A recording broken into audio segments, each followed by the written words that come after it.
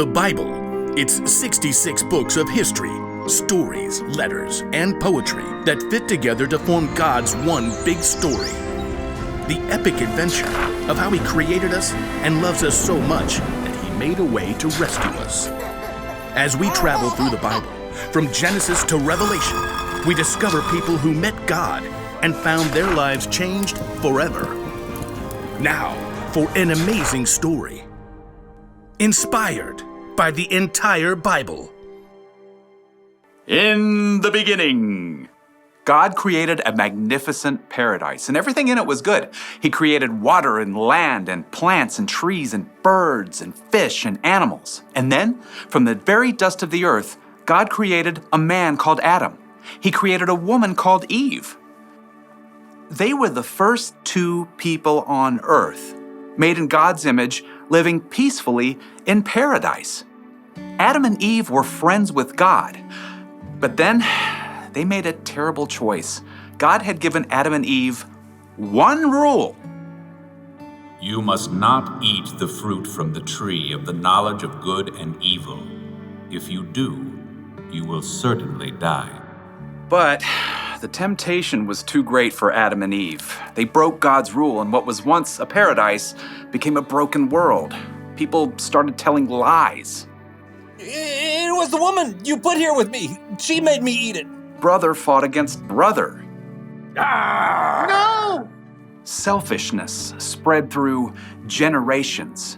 When there had been peace in the garden, now there was pain and sin and death separating people from their Creator. But God had a plan to make peace once again with the people He loved so much. Hundreds of years after Adam and Eve broke His rule, God chose a man named Abraham and said, All nations on earth will be blessed because of you. Look up at the sky.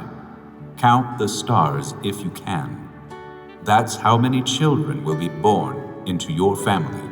So Abraham had a son, Isaac, and Isaac grew up to have two sons of his own, Jacob and Esau. And those two sons had children of their own. Jacob, who God renamed Israel, he himself had 12 sons. So God had given Abraham a huge family just like He promised. But God's people, the Israelites, were still lost and broken, separated from Him. They still did not have peace. They didn't have peace when God rescued them from slavery in Egypt, when God led them through the Red Sea to escape their enemies. Okay, great.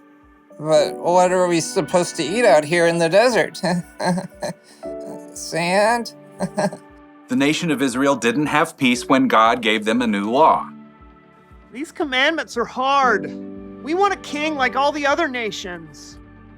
They didn't even get peace when God gave them a king.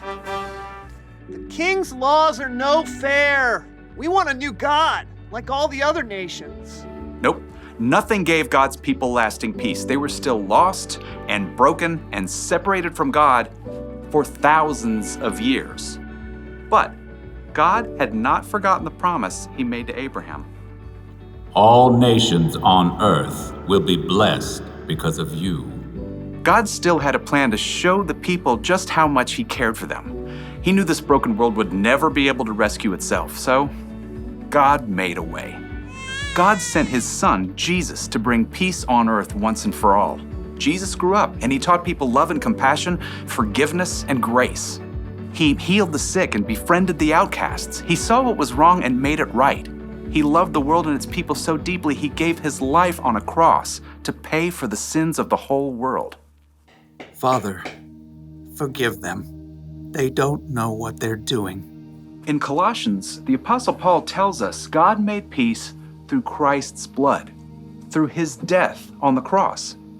When Jesus chose to give up His life, He paid the cost of every sin ever committed and every sin that had yet to be committed.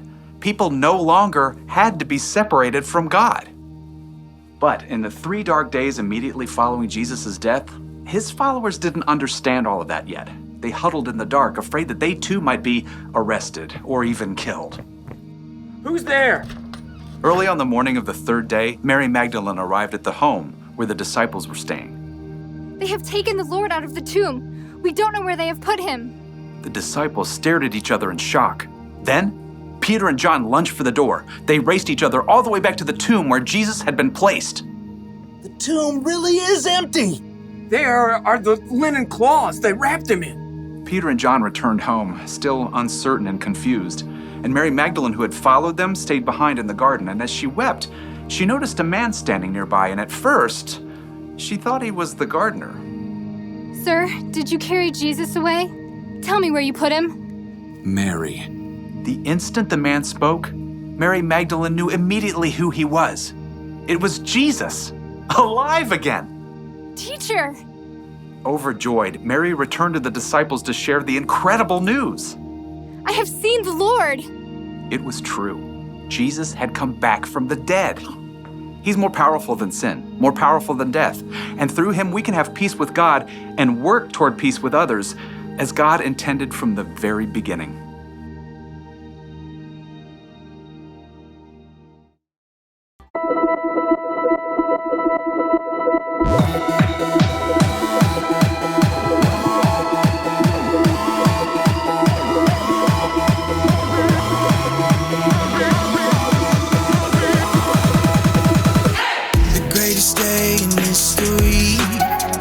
Death is beating, you have rescued me. Sing it out, Jesus is alive.